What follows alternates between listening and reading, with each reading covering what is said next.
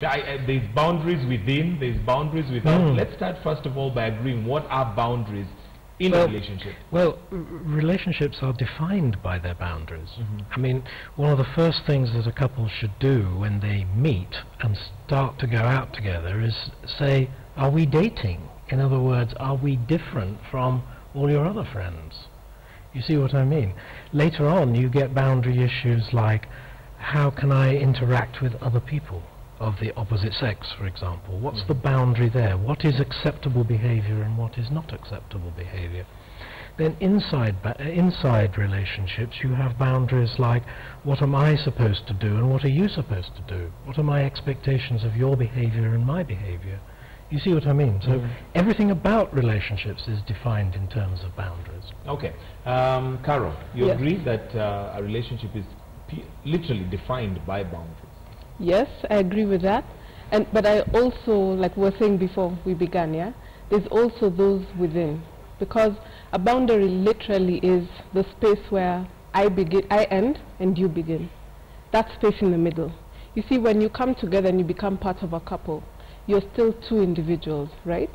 So if you're just someone defined by your partner, that means when your partner is not there, say something happens to your partner or you split up, you no longer exist.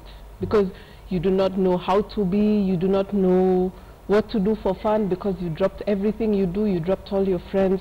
So a boundary is important even within the relationship because you're still two individuals.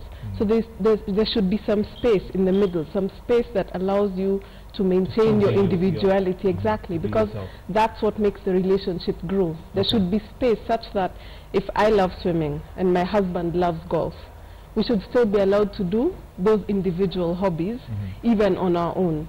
So yes, it's important. A relationship is defined by those boundaries, what's on the outside, because they're like the rules that govern the relationship between the two of you.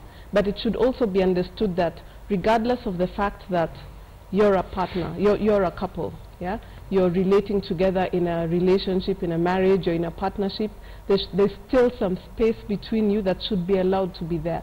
Not secrecy, privacy, because there is a difference. Okay. All right, Ken Oko, it's good to have you and welcome onto the set. I call it the magic of TV.